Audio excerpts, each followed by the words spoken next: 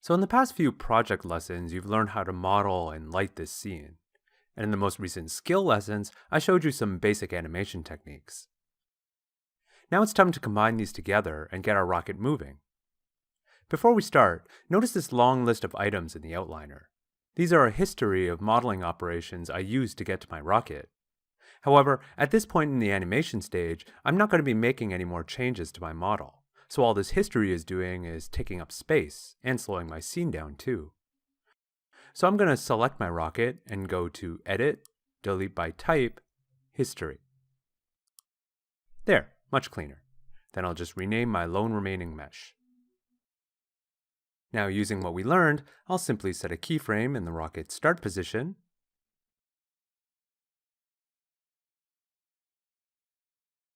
then change the rocket at a later frame,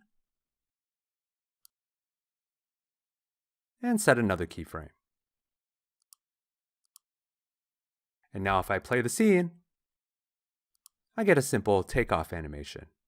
Of course, this isn't particularly exciting. Even if I tried to spruce it up by adding more keys to alter the ship's path,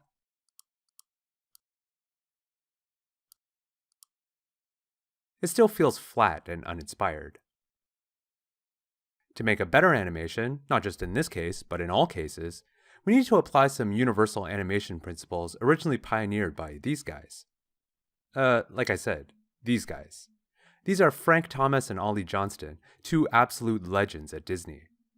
Their book, The Illusion of Life, is basically a Bible for serious animators. Today I'll show you about half of their principles, but you can click the link above for a very useful primer on the rest of them. So first, let's talk about anticipation. This is when you prepare for a main action by first performing a smaller pre-action. Some examples might be winding up before a punch, gathering before a jump, or even a car rolling back slightly before driving forward. Now in this case, because we went with a cartoon-style rocket, I actually have an opportunity to mix in the second animation principle here, squash and stretch. This is when you deform objects to emphasize their speed, momentum, or mass. You already saw one example of this with the tennis ball in the previous lesson. Other real-life things like muscles, skin, and clothing will squash and stretch subtly too. But again, since we're dealing with a more cartoony style, we have artistic license to exaggerate as much as we want. First, I'm going to shift select my current keys and move them over to start the takeoff later.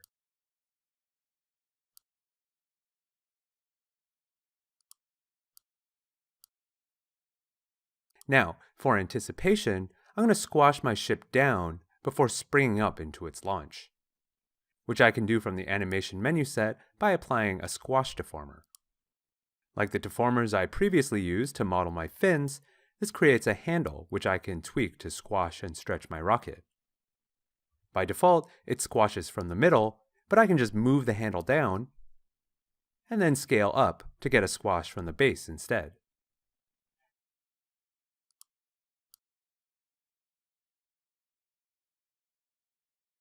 To animate this, I'll start without any squash on frame 1 and set a keyframe. And then on a later frame, I'll squash it and set another keyframe. And then, just at takeoff, I'll return it back to 0 again and set one more keyframe. By the way, if you can't see the keys for the handle and the time slider, you may need to hit this select button to select the shape node instead of the transform.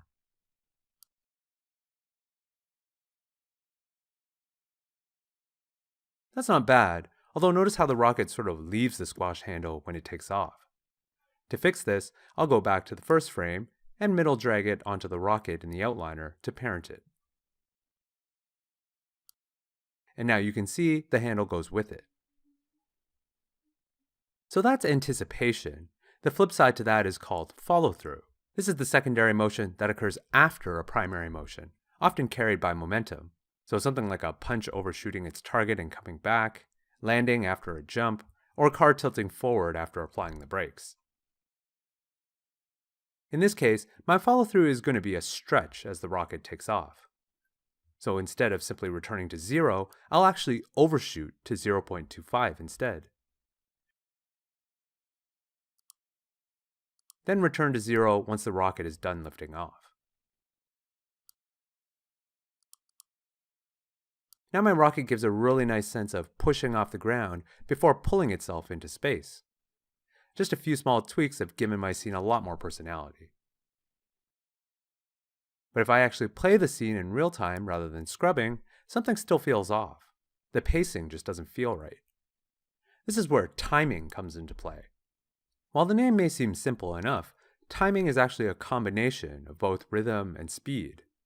On the surface, placing keyframes closer or further apart will speed up or slow down motion. But exactly where you place them matters too. In general, you want to follow a regular rhythm of major actions happening on seconds, half seconds, quarter seconds, and so on. Right now, I've got all my keyframes spread haphazardly around, but watch what happens if I just retime some of these beats to occur on intervals of 24, 12, 6, or 3 frames.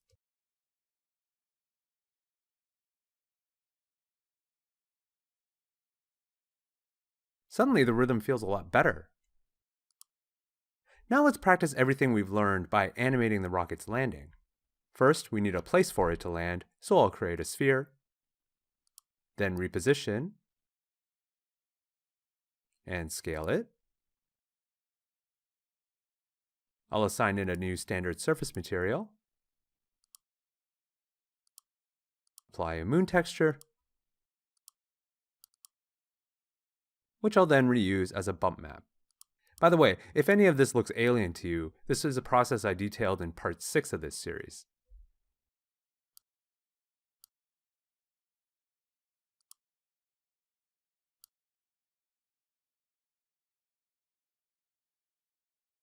Now I need to alter the course of my rocket. I could try redoing my keyframes the traditional way, but it doesn't feel very intuitive to chart a path this way.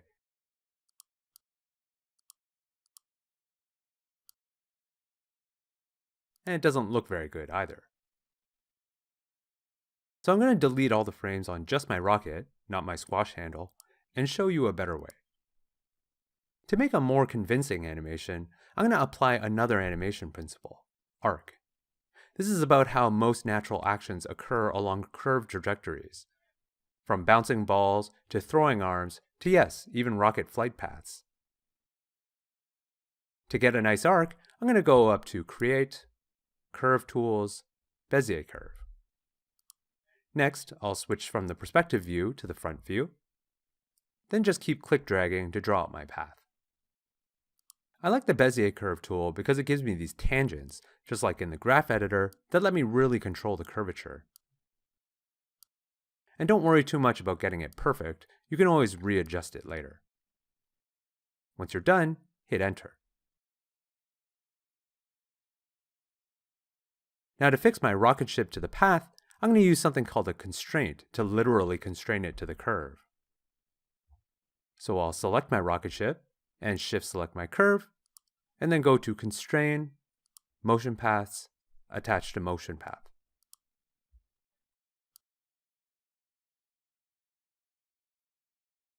Well, my rocket is certainly attached to my motion path, but it's not oriented correctly. That's an easy fix though. I'll just select my motion path, go into the attribute editor, change the front axis to Y, and the up axis to Z.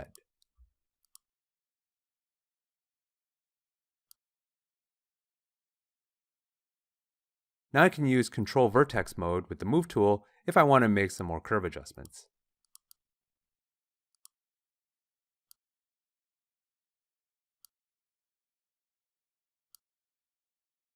There we go. So far, so good. Now that the curve is positioned how I want, I just need to adjust the timing a bit since the rocket is taking off a bit too soon. So I'll hit the Select button down here to select my motion path, then Shift select the first key, and middle drag it forward. FYI, these keyframes actually represent this U value attribute, which is the percentage of the curve the rocket has traveled. We'll be using this again in just a minute.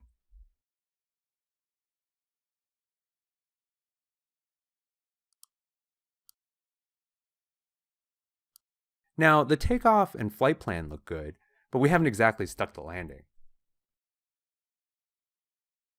Instead of just crashing the ship into the moon, I'm going to readjust the path to have it settle gently.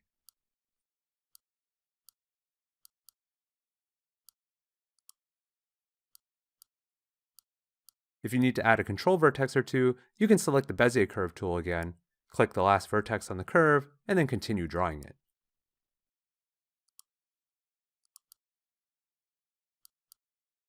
There. Now the rocket lines itself up before landing. Notice how it flips at the moment, but we'll fix that shortly. Right now I just want to focus on timing. Currently, the path traversal is very even, but I want the landing to be much slower than the rest of the flight. So to do that, I'm going to rekey the U value at frame 120 so that the rocket is just at the peak.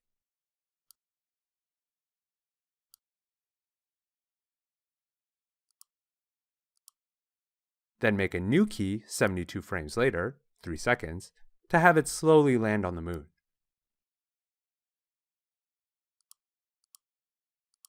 By the way, this upward curl over the landing area can be considered my anticipation. Finally, let's fix that flipping problem. If I go back to the perspective view, notice there's a couple of places where the rocket flips. A few times during its flight,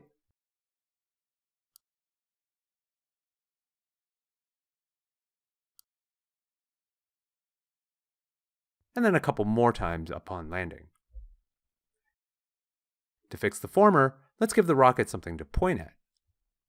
Go to Create, Locator. A locator is like a marker in your 3D scene. It doesn't have any geometry and it won't appear in renders, but it's useful for marking locations. In this case, I'll pull it way out here and rename it Rocket Aim. Then I'll go back to the motion path, change the world up type to Object Up. And then I'll just put in Rocket Aim as the object. Now as the rocket lifts off, it keeps pointing at the locator.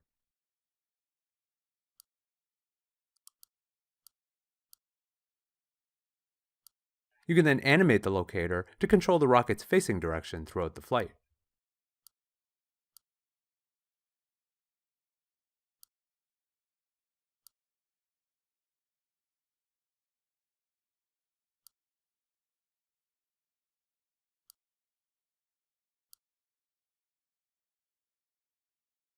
Now the last thing I need to do is fix the landing. If I scrub to the apex of the rocket, you can see that it's right around this frame that I need to flip around and start moving backwards. I can do that by checking this inverse front attribute to invert it on the curve. So I'll keyframe it, then go back a frame, unflip it, and set another keyframe. And now the rocket always faces the right way. If the transition looks a little jerky, you can blend it by animating some twist.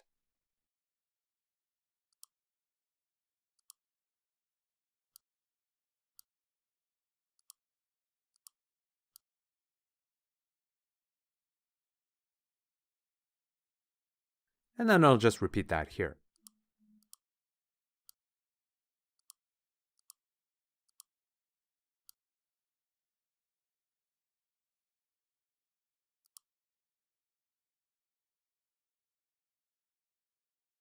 And finally, I'll squash the deformer to animate a little follow-through on touchdown.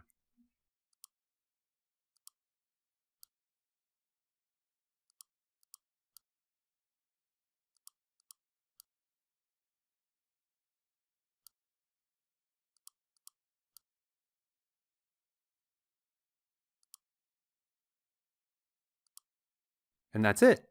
All that's left to do is hide your curve, locator, and deformer, then show off your animation.